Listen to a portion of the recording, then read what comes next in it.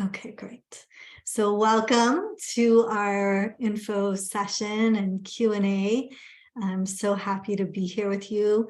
I know that we see a number of folks in the space, either in the chat or here on camera, and you can come on and off camera as you like. We're also recording, so welcome to the folks watching in your own time and space. And we'll begin with just taking a moment to welcome yourself, your whole self. And so I invite you to expand out as you like, expand your arms away from your body, up above your head, as much as you'd like away from the earth, maybe a stretch. And on your exhale, bring everything down, feeling the support of the earth. And we'll take a moment to breathe, bring mind and body together with the breath.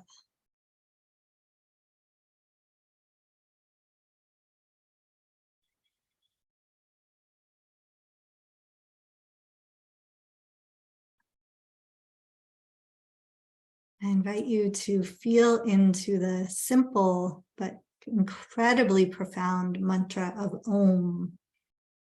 Ah, U, and the whole sound together. Ah, creation. U, preservation. Transformation. And the whole sound gone beyond time, space, form. So we'll begin to chant Om. You can chant aloud or receive. And we'll chant Om 3 times and then Shanti 3 times. And each Shanti means peace. Shan, the root of peace. Peace in oneself, peace in your community and for your people, for your beloveds. And then also because all beings want to be free of suffering, peace for all beings. Deep breath in, full breath out. We'll inhale to chant. Om.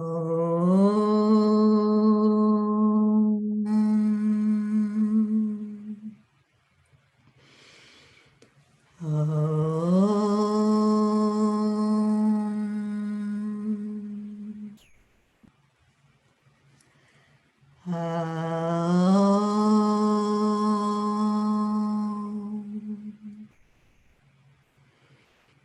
Shanti, Shanti,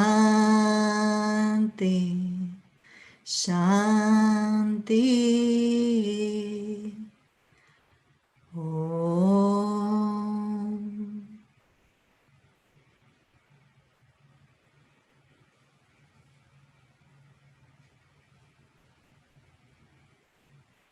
Feeling gratitude and appreciation for the lineage of this yoga practice, passed down from teacher to student for thousands of years.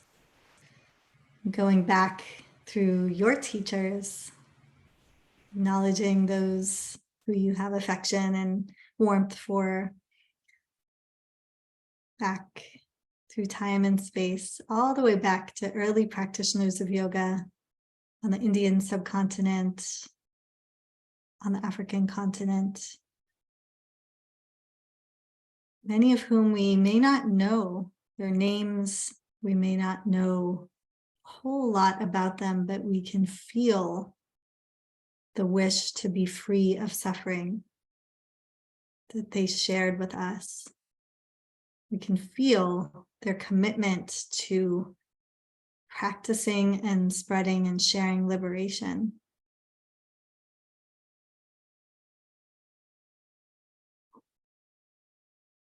So taking a moment in your way to acknowledge your ancestors of practice.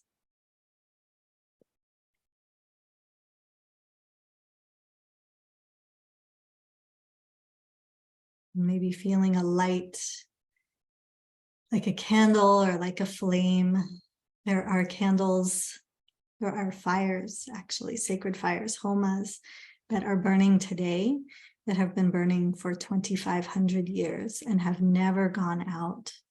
So a light of practice, a light of Agni, of the sacred fire of wisdom, that has been passed down from generation to generation. And so envisioning that light coming from these early practitioners of yoga, known and unknown, passing that light through time and space until it comes to you. And receiving it however you would like to receive it, maybe cupping a candle in your hands, or envisioning a light at your heart or in your mind, or your whole body suffused with light. And imagining that light pouring forth from you into your space, your community, your family, with your coworkers. Whether you formally teach yoga or not, all of the folks in your life are touched by yoga through you. And so that light of yoga moving into the world through you. Feeling some gratitude for your colleagues, your friends, students, people in your life. Without them, you would not be who you are. And without you and your practice, they wouldn't be exactly who they are.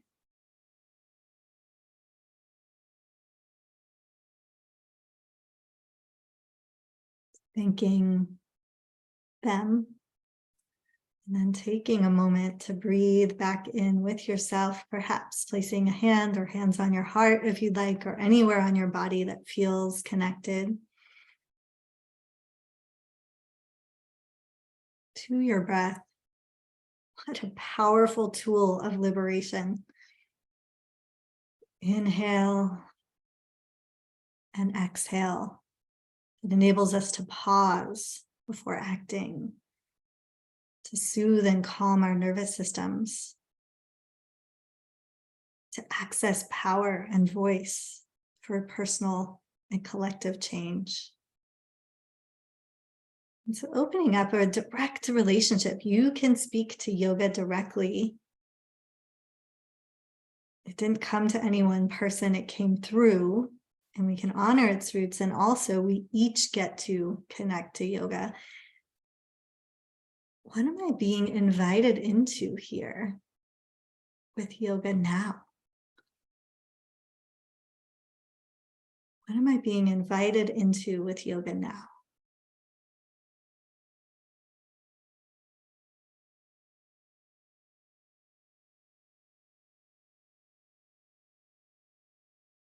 And that insight may come through words or thoughts, feelings, sensations, colors, maybe nothing yet at all. It's a curious question.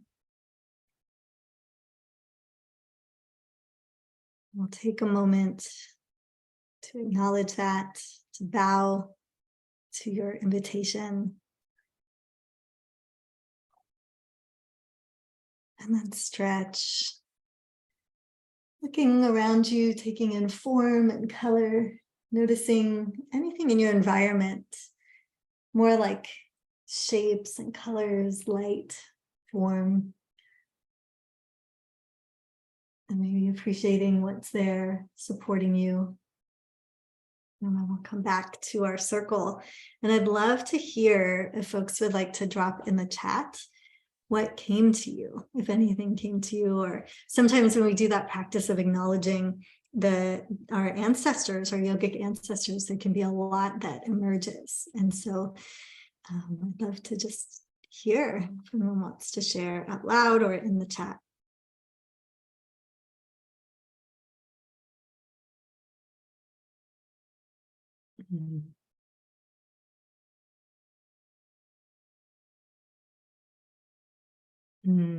Yeah, made me a little emotional. It makes me really emotional.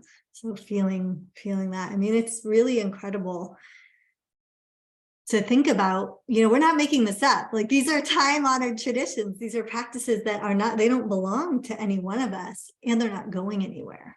And they're the best practices for liberation that I can imagine, that I could like think of anywhere, for embodiment, for the things that are happening in our lives and in our time to help us grapple, work with, be embodied. So feel free to drop any of your reflections in the chat. And I'll just give you a kind of overview of what we're going to do. I have some slides, some information to share with you, and then space for lots of questions and fun stuff. So if you have anything where you're like, I know I can't be here, I have a question right now, I want it answered, please feel free to unmute or drop it in chat. Omkar Kalyani from Brooklyn. Yes, I'm so glad. Welcome, welcome. Okay, so let me do this.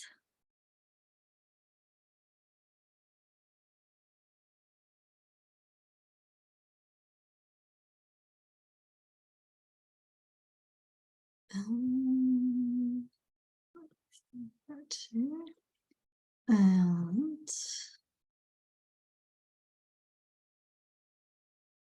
there we go. Do you see my slideshow? I think you do now. Nice. So the inquiry is, what's bringing you here? I often ask, why are you here? But there's a way that why can feel a little confrontational, right? So almost like, why are you here? But you can journal, you can reflect, what's bringing you to this moment, to showing up to an inquiry around deepening with yoga at this time in your life. And you can drop that in the chat if you'd like, or your own journal. And you don't have to answer out loud or in the chat, but you can. Yes, wonderful. So why I'm here are fundamentally yoga's roots and social change. I can share a lot about my story, but I think in its essence, I experienced a lot of separation in my young days as an Indian immigrant to the United States, and even in England where I was born. And I tried to turn away from my roots and hide, who I really was. And that didn't work. And so it was when I turned back towards my roots that I found not only like self-worth and self-love and love for my family and my culture, but also a practice that has given me the ability to hold that and be there for my own challenges and other people's. And what is social justice, right? It's a practice of care and change for the betterment of all beings. So I came back, I went to India, and that was a whole other journey, but and I came back and was just living my life. I was a high school teacher, and many of my friends and colleagues asked me to teach them yoga teacher trainings. They're like, whatever's happened for you, Susanna, we want that, and we want to use that in our work with survivors, as social workers, with people who are dealing with recovery and all of that. So I began teaching yoga teacher trainings. That was about a decade ago.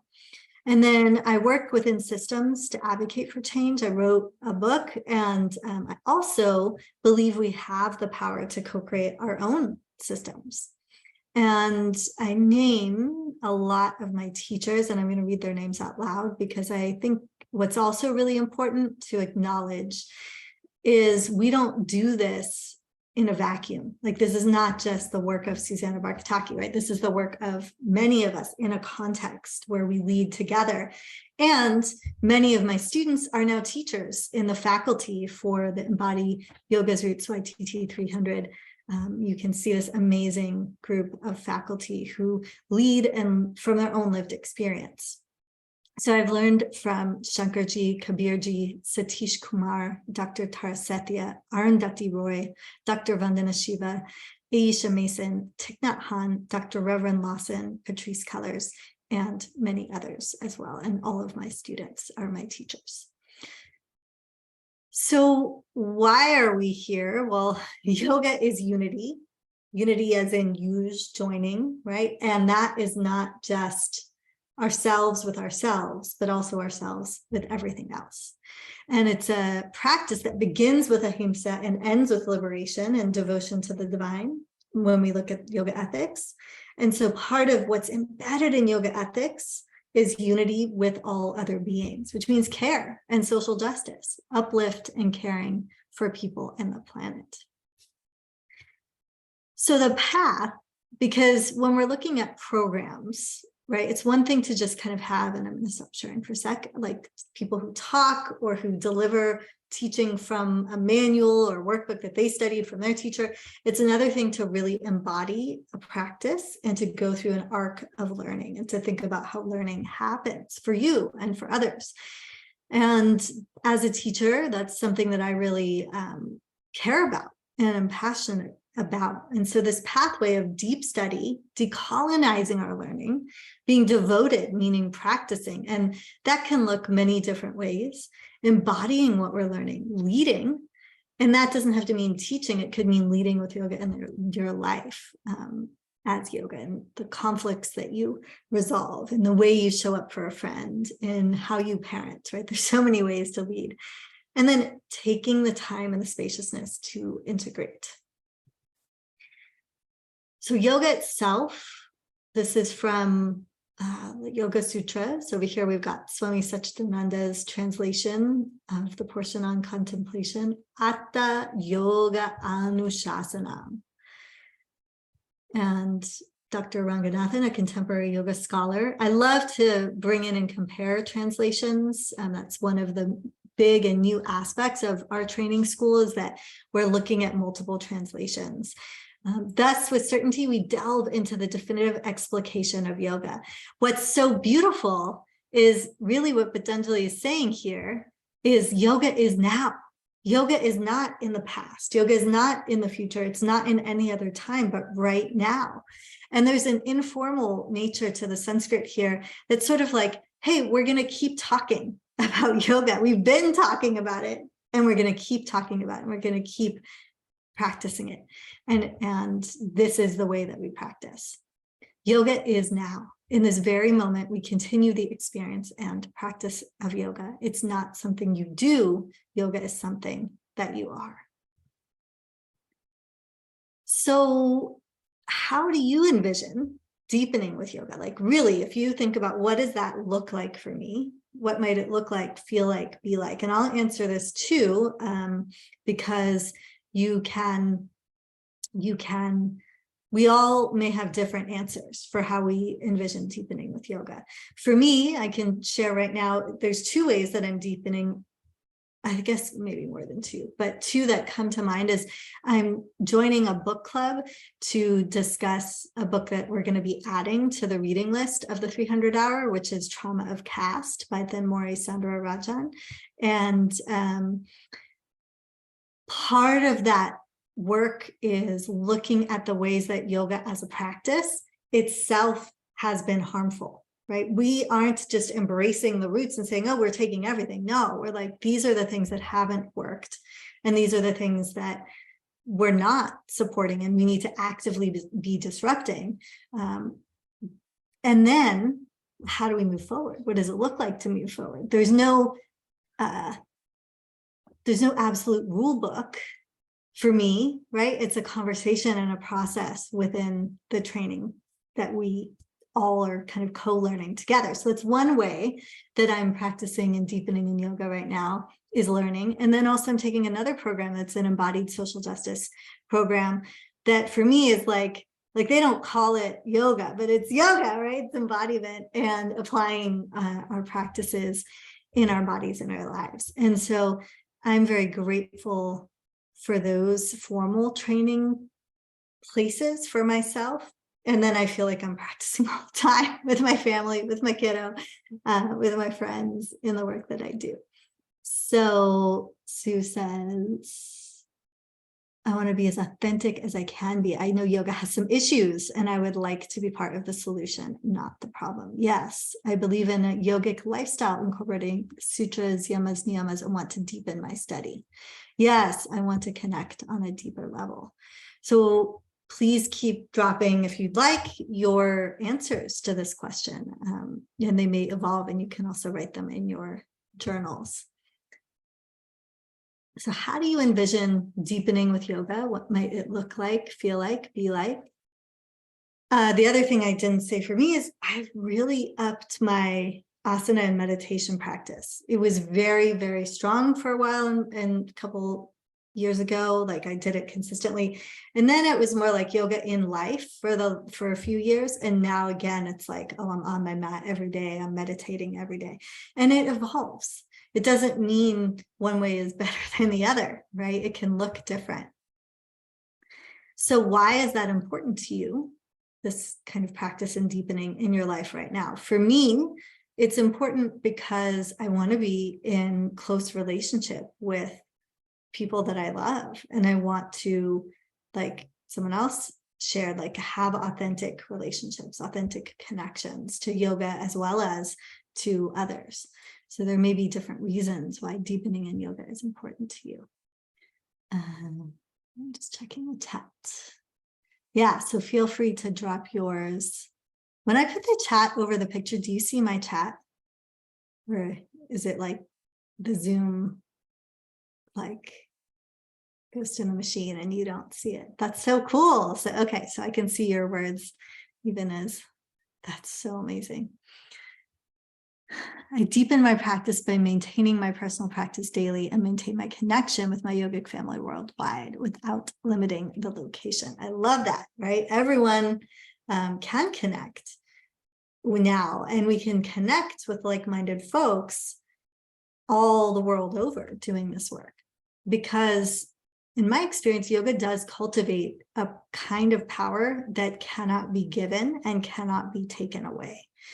And it's particularly by working with yoga ethics, the yamas and niyamas, that, you know, literally, like if we take satya, right, like the power of truthful speech, that is on multiple levels. It's like we tell the truth, and then also people listen to our speech. Like, so I went from being someone who were like, when I first was teaching, my students couldn't even hear me, to now people hire me to speak. It's kind of unbelievable. I'm like, really, how did this happen? But it's not really me. It's like the power of yoga. And then it's truth. Personally, it's deep listening so the truth of what someone else or a situation is trying to share can be heard into being. And then it's also speaking truth to power, right? So there's all these ways that yoga can help work to shift us. That's just one of the many yoga ethics. And then I want to name that there can be obstacles, right? Like time, space, self-doubt, insecurity. Time, if there are obstacles or blocks in the way, that's part of it. So what might stop you from practicing or from sharing yoga? And you can drop those in the chat if you'd like. I'm just looking through. Yeah, furthering knowledge and kind of balancing intense study and practice, wanting to find a better way to be an ally. Yes, queer, transgender, and non-binary folks. Yes, many of whom the current industrial yoga is failing. It really is. Yeah. So anything that's stopping you, I know for me, like I still doubt, do I have enough knowledge? Am I doing this right? Am I going to cause harm? Anyone have any doubts or questions? Just really normalizing that.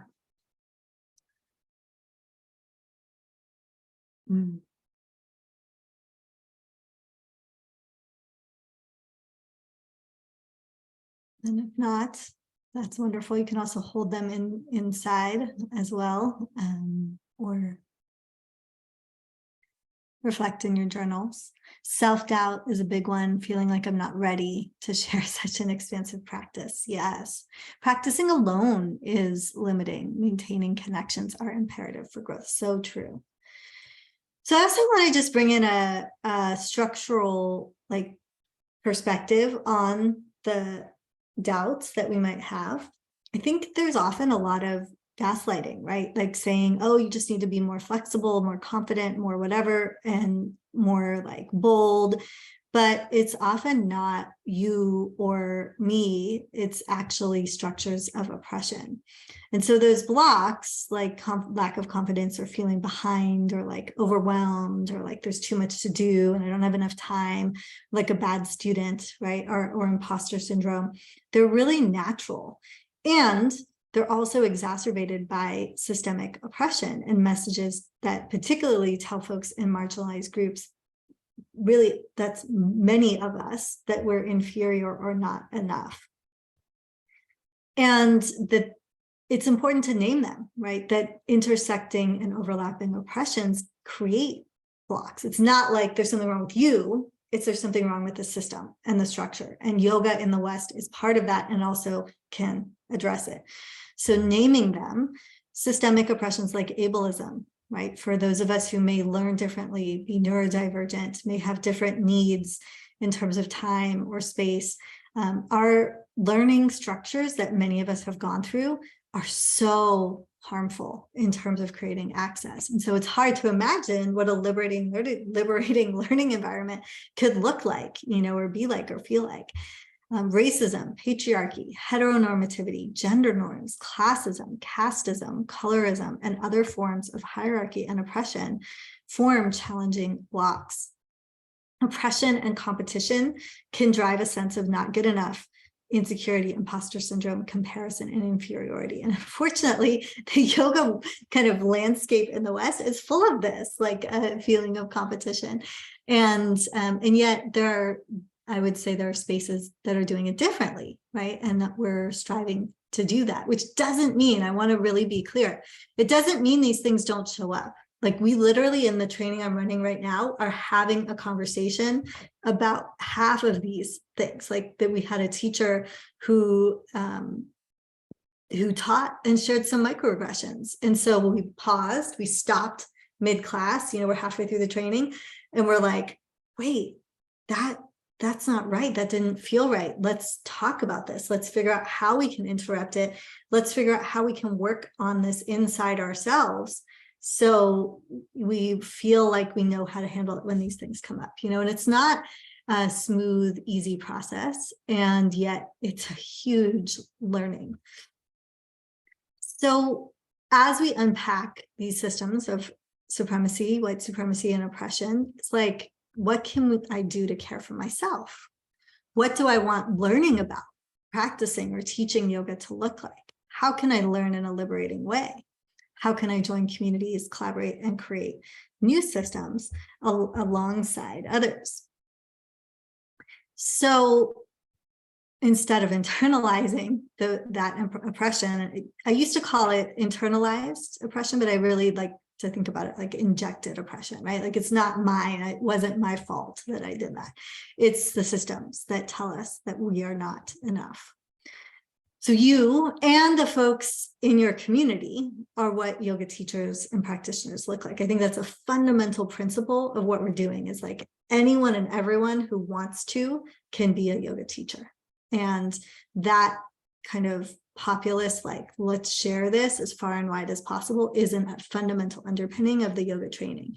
That we want our students to go 10 times, 100 times, 1,000 times farther than, you know, we have, and for their students, right? So for the practice to be shared in its fullness. So I'm going to pause and just see, before I talk about the training, details about the training, if there's any questions or comments on what I just shared, because I know that was a lot. But I feel like it's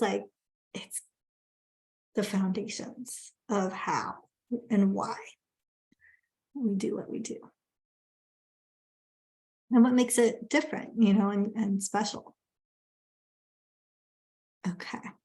So you can drop your questions if you have them. So our training is intentionally transformative. Like we're creating space for an educational arc of change. You will be different from the beginning to the middle to the end of the training. And you're learning to confidently embody authentic yoga and to bring yoga into your entire life. And many folks who come have done not many, I would say many folks who come have done 2 or 3 other teacher trainings. Some have done no teacher trainings. And someone asked me, they're like, well, the fact that you don't require a 200-hour, does that mean that your training is really basic? And I said, that's a great question. No, it's because it goes so in depth that you actually can start in the depth, right? There's no, other than just some prior experience with yoga, there's nothing that really you need to prepare. And I love this image of all of our faculty, because faculty and staff here, we get to learn from so many people. So a few things that are different about the training, we're not just like talking about, but really living the 8 limbs, the yamas and yamas, yoga ethics, pranayama for power, right? Like breath and life force, pratyahara, focus, dharana, mindfulness, dhyana, meditation, and learning how to teach these things, which most yoga trainings don't really go into, samadhi, freedom, and living joyfully, and asana, physical practice, of course, refining, teaching asana classes as well, and infusing them with yoga philosophy and these other aspects of what yoga is. So this arc of embodied learning, the leadership pathway comes back, right? So we talked about that intentional how we learn so we can really integrate and live. So module 1 in June, yoga's roots, ethics, and philosophy, mantra, mudra, and meditation. Deep study of these things, study and practice. And we have guest teachers that will come in to teach on that. Module 2 in July, decolonizing Ayurvedic frameworks of reharmonizing with natural rhythms, yoga, power, and social justice, living the yogic lifestyle. August, devotion, exploring Sanskrit's roots and story, yoga psychology, and energy anatomy. Module 4, September, embodiment, love and liberation, transformative assist, yoga's roots, diversity, equity, inclusion, and belonging. Module 5, and really I would say here's where we're like putting it all together. Like, how do I live this in my life? October, leading with breath, with pranayama and bandhas, with accessible sequencing, teaching yoga to everybody, body positive yoga. And then module 6, integration, the business of yoga, seva and social justice, embodying yoga's roots and leadership, strategy for personal and social change. December, closing ceremonies, and the yoga and social change project, which I'll talk about a little bit more. This is what the certificate looks like. When you graduate, you get a certificate that says you've successfully completed 300 hours of advanced training in yoga philosophy and in the yoga tradition, and that you're trained in Patanjali's classical 8-limbed yoga and can fulfill all the duties and responsibilities associated with this achievement, including teaching Hatha yoga and related techniques. And you can use that often, I will say. Studios, schools, they ask for your certificate. You do not have to be registered with Yoga Alliance. You could register if you would like, but it's certainly not necessary. And we are a school that is not only recognized by Yoga Alliance, but we've helped them change their standards and improve their standards. And they contact us very regularly to see how they can do what they're doing better. And that is an ongoing process. That is a separate body of work to this. So every month that you get lessons in the portal, a practice portal, meditation, yoga philosophy, asana, breathwork on demand, guidance, coaching, and support, a weekly themed live call with me that's usually Mondays at 7 p.m. Eastern. And I just use Eastern because it's like 50% of folks are usually 4 p.m. Pacific. And then group mentorship and one-on-one support. So after the live call or during the day later that week, for different time zones, we meet in mentor groups. And those mentor groups are where we practice, where we apply. So a couple unique qualities of this: it's a flagship training recognized in the world as raising the standards. You meet with me weekly for those deeper dives, and it's experiential. It's not just, we're like coming out of talking here to like practice, to maybe do some art, to be reflecting, to be acting, right? It's not just conversation, talking heads like that. Of diverse and vast teaching faculty, we also have continual caucusing. So I'll explain a little about caucuses in a second, and different touch points for support. So we all learn in different ways. So there's one-on-one, group mentorship, Q&A, office hours, depth lectures, and retreats as well. And so the Monday night with me, and then the fourth weekend of the month, we have our weekend retreats, which are from 11 a.m. to 2 Pacific. So 2 to 5 Eastern, Saturday and Sunday, just the fourth weekend. And that's where we go in depth in a retreat setting with one of our faculty. This is what one of the, so module 1, class 3, right, yoga ethics, you can see in that first module, the different videos that are on demand. And so there's a lot there. You can engage with the on-demand videos, or you can come to, there's also a manual for each module. And then you can come to the live calls, which is really, a lot of people come to the live calls and then use this to back up their learning if there's something they want to explore deeper. So this is just a sample of what one of the manuals looks like. Sanskrit pronunciation guide, shapes going into the different aspects of the elements that are connected to our physical form when we're practicing mudra. And then decolonize learning, right? I think this is probably one of the most significant parts of this program. So you can learn anywhere in the world on your own time with caring, accountability, and support, not with force or coercion. Each module contains self-assessments. There are optional projects. There's a next experience, which is a yoga and social change project. And you get to engage with that how you want to. And that there's no behind, right? It's yoga school, not school. So you don't have to be flexible or look a certain way. You might have injuries or time constraints, right? You might not feel ready, but that's okay. This is a kind of training where we're doing practicing yoga as a way of life, and yoga will support you. The other piece that I love is it's ritual. We're learning, we're moving, we're bringing in music, herbs, art, ritual, senses, ceremony.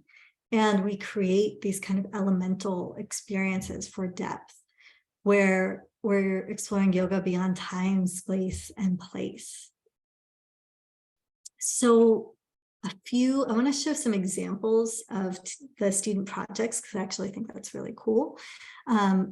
Stacy, who did the training a little while ago, said, from this training, the 300-hour, I found I gained more time. I'm more immersed and more focused. The yoga training actually helped me have more time in my life. I couldn't imagine it, but through the training, I felt more spacious and calm. And so here's a couple examples of student projects. I do want to note, this is decolonization in action. When we give people the project, it's sort of like, and Andrea, you can, if you want to speak to this, I'm happy to have you speak to it in a second, because I know I just sprung that on you. But if you want to think about it, because Andrea went through the program and now supports on our team, supports new students in thinking about whether or not they want to take the training, and helps out with so many things in my world.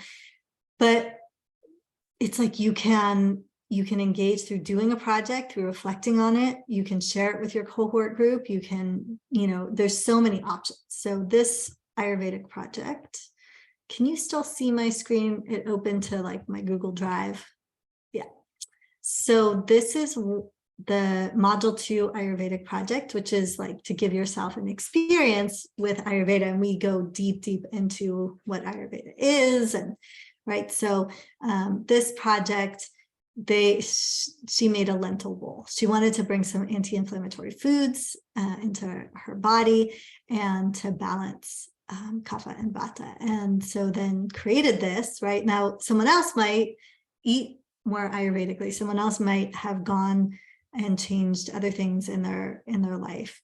But this was a really sweet, lovely way to share with her cohort how she was putting the practice that we were learning about, into her life, and then share the recipe. So simple, right? Let me see, and helpful. Then these are the yoga social justice projects. So again, you can engage, and I'll show you a couple different examples. This is a slideshow from one of our grads who was working to find ways to distantly serve internet limited folks with yoga with disabilities. And they are often in a wheelchair as a teacher, and they were reflecting on these goals, right? Just so powerful what Naomi was doing. And Naomi shared this as their final project. And by the way, all of the projects I'm sharing, I have permission from the students to share. I wouldn't share otherwise. And they were working on, like, their community doesn't actually have ways to stream. And so they found ways to meet in person that were safe, and then do worksheets, practices that people could take with them. So, and yes. And one of the things that they did was bring in other tactile processes like coloring, and share different mandala practices. And then their vision, where they're going, is tennis court, socially distant yoga. Love this. Life requires adaptation to create justice flow like water. So beautiful way of applying. And we're working on this like the whole time you're in the training. It's not like you just come in and you're like, oh yeah, here's my project. There's a lot of support for project. And then there's more traditional kind of like, okay, I wanted to think about the change I wanted to see. How do I affect it? A lot of personal reflection here. Why? Reason why? And then what their intention was, Shivali's intention was to share yoga beyond just asana, but in an asana space, right? So to share yoga, to do a grounding or settling, an appropriate asana, pranayama, mantra, meditation, nidra, and then they created a simple class plan and taught a little bit of this as part of their final project. So many ways to do it. And then the final one I wanted to share with you, there's so many wonderful ones, is really like a reflection on my life is yoga. This is my life, says Amber's. And her process in East St. Louis. And she, I'm not going to tell her whole story, but she showed us these slides and gave a really personal exploration into how yoga had helped her connect back to her where she'd grown up. And so it doesn't have to be anything other, like what I'm trying to say is what Amber demonstrated for us is our lives are the project, our lives are the yoga. And is a really inspiring way to experience yoga in action. Yeah, so I think I'm going to stop sharing for a sec and see, are there any questions? I hope that's helpful in giving you a sense of what we're doing, how we're doing it, the way that it happens. And yes, what if one doesn't have the technical skills to create something like this? Yeah, I'm glad you asked that. So one, a lot of folks, and I didn't show these, I actually I have to get a hold of the example, but do projects together with other people. And so one, if you did want to do a slideshow or something, you could ask someone else in your mentor group to help with that or help you do it. And then two, you can just talk. I don't have the people who just talked to show you because they just talked, right? Like the majority of people don't have a slideshow. the majority of folks just come and like share, here's what I'm working on. And I want to say this is really key. Some years, a lot of the projects, right? It's an experience, are like, here's what I'm hoping to do. Here's what I'm moving towards doing. Here's the changes I've made in my life. Like it could literally be, I'm going to do yoga nidra 3 times a week. And here's how much better my sleep is. Like, and just talking to us doesn't have to be a whole thing. We'll send out the recording, and I think I'll put it up on my YouTube channel as well, Dave, so you can check there. I know you probably have to go. Any other questions? Questions about the training? I think, oops, sorry. The other thing that I wanted to do is talk about, the time zone issues. Weekly calls are midnight on Monday. Yeah, so the what time zone are you in, Sue? And then you can drop that in the chat. And then, so we have my call at 4 Pacific, 7 Eastern plus 5, gotcha. So what we do, because we have folks who are, yes, in the UK, so we record and then immediately upload that recording, which is about 1 hour. And then, and that's Monday. And then on Wednesday, there's a live call at 11 a.m. Pacific. So 2 Eastern plus 5. So 2, 3, 4, 5, 6, 7 p.m. On Wednesday. Easier if I just unmute. Yes, I was just looking at I've just been looking through your information. So weekly call at 7. I'm looking at the information at your information, and then it says which it's not the end of the world, it's just kind of big commitment. And then the weekend is doable, that's fine, that's a weekend. So you're saying there's another call another weekly call as well? Wednesday, that mentor call, and I'll just pull this up. So where it is, this is on the page, and Andrea, maybe you can drop the page just so people have it, but it has all the details. But I do want to point out, right, so we have Mondays at 7 EST, the retreats 2 to 5. There's even more stuff in here than I said out loud, but down in the FAQs is where questions like, for example,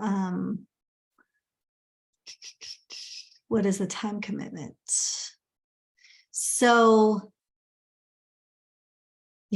so the mentor deep dive sessions happen on Wednesday at 11 a.m. Pacific.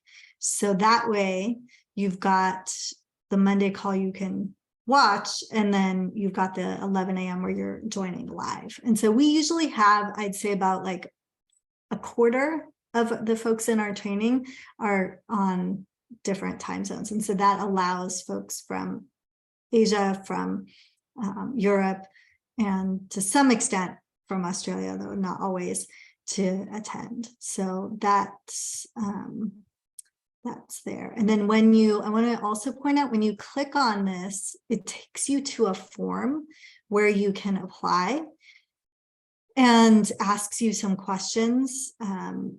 Also has the payment plans. There's 2 payment plans, and then it goes to our team. We review the application, sometimes very quickly, and then sometimes it takes us a little more time. And then we send you back the approval, or a question if we have a question, and then you get linked to the same page, and you click on apply, and it takes you to a payment site. Now, I do want to say, are the mentor calls recorded as well? Yes. What is the focus of the Wednesday mentor calls? Yes. The mentor calls are always recorded, and they're in, like, for your mentor group, you have a what's it called, like a whole kind of platform for yourselves where you get to go in and share information, and the calls are all there. Now, we're meeting, like say for module 1, where we're deep in yoga philosophy, and we're talking about Samkhya yoga philosophy and how it connects to neuroscience in the brain, with me. And then on Wednesday or that Monday right after my call, there's 2 options for mentor groups.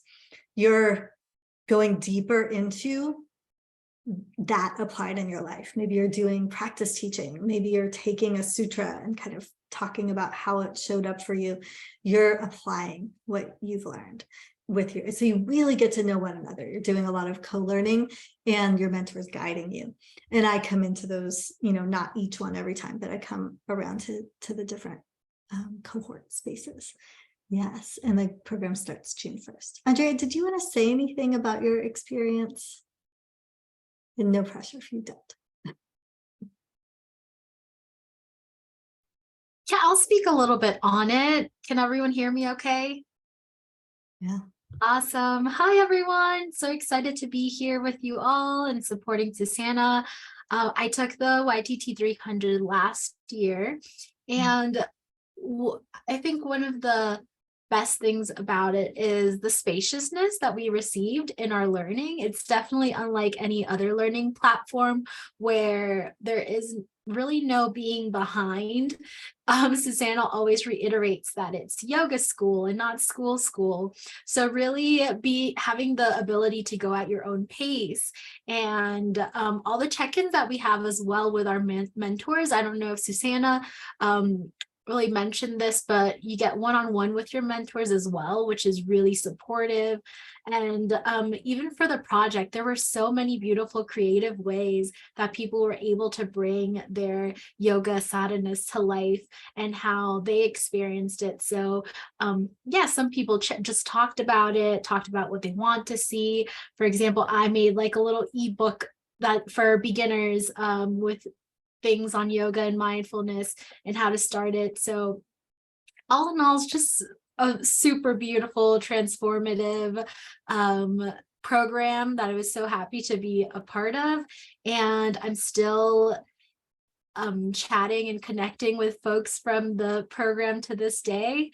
So yeah, I think that's all for now, since I didn't really know what else I wanted to share, but I will be the one probably receiving your emails if you're interested in chatting with me, have any further questions. And I'm excited to chat and support you through that decision. Thank you so much for sharing. And yeah, I should ask you, can I share your project? So you can let me know later. It's pretty incredible. It's like my dream was always to create a school, and a collaborative place of learning. And we've actually gotten to do that. And that's a school where there's a web of knowledge, where like yogic texts are one jewel on this web, and teachers are, and the texts and the practice, and each student. And we create a web of knowledge together, and it's really, really inspiring. It's happening, it's a movement for yoga and social change. And I also think what's really important to say is we're not teaching you like a brand of yoga. You don't come out teaching someone's system.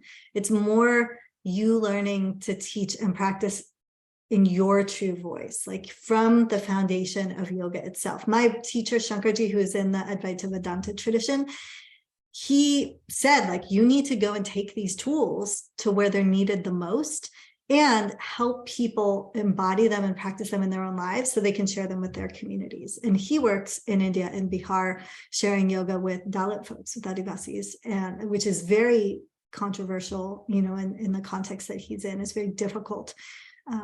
And he has to be very low profile.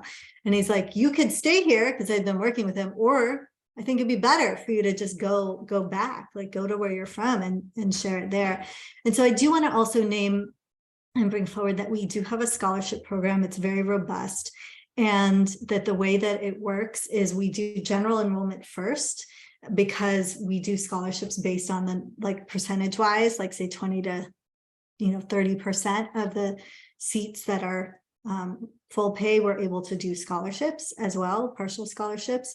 And So what if you are interested in a scholarship, you can email Andrea at booking@ignitebewell or fill out. We can also drop that form. What happens is then the scholarships will open on the 14th and we'll ask you for some information, and we try to make it as humane of a process as possible. I've applied in the past for scholarships for programs, meditations, and it can feel really weird. We try to make it not weird and uncomfortable. The most important question is letting us know like what you can do, and then we try to give the scholarship option that's connected to what you can do. That said, if you're able to do the full pay, what happens is that allows, like, one full pay basically brings in 2 to 3, or maybe it's not quite, at least it's almost like a 1-to-1. So if you can do it, we really do appreciate that, because we also have the faculty and staff that we're trying to also create a context where people who are underemployed, often folks of color, trans folks, queer folks, are getting paid well for their work in yoga. So it's a kind of whole ecosystem that we're working on creating. So let's see, let's drop the link. Thank you so much for dropping that, the scholarship interest list. And then the page that has all the info is here. Okay, any other questions? And I'm also happy to talk if anyone has like personal journey questions, right? It's a very personal choice to do an in-depth yoga training. So if you have questions that you don't want recorded, or you want to just ask, I'm happy to hang out and answer those.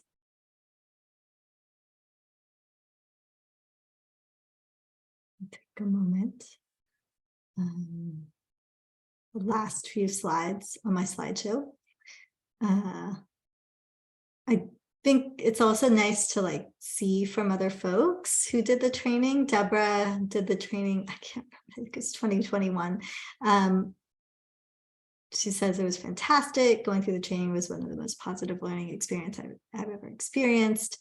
I got what it was like to be in a nurturing learning setting.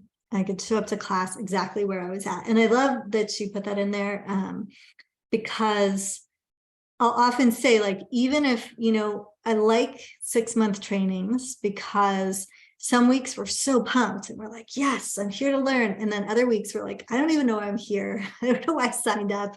I dragged myself in the door, or onto the platform. And by the class, as it goes on, will speak to you in that place that you're in. And by the end of class, you'll be different. Something will have shifted. And so I think it's so powerful to be able to do yoga exactly where you are, physically and emotionally, in your home. I do see that students, because I used to run trainings in person, the trainings online, we are better at teaching yoga because we're training online, because we're really embodying it. We're really bringing it into our own lives. Amanda, really what I saw with Amanda was confidence, and that ability. After she graduated, she began teaching yoga in Spanish on various TV channels. Micah's community, the biggest part for Micah's, I think, was community.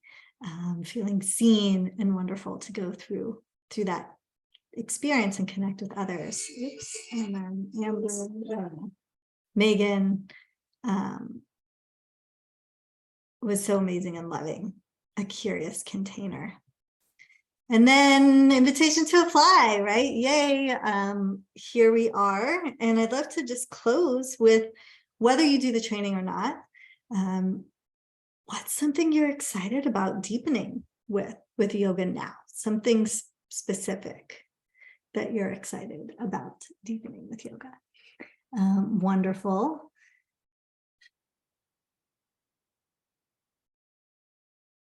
For me, there's a lot of compassion. Compassion practice right now is my focus. Compassion and self-love, and from that place kind of allows me to share love and compassion with others. So you can drop yours in the chat or say it out loud, and then we'll close.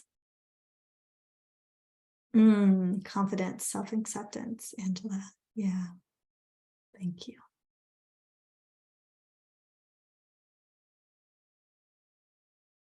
Yeah.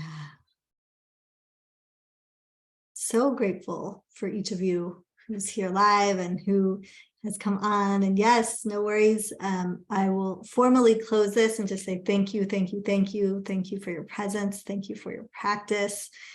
And very grateful to each of you. I hope you continue and deepen with yoga with me or anywhere, everywhere. And if anyone has any questions that you would like to ask, I am here.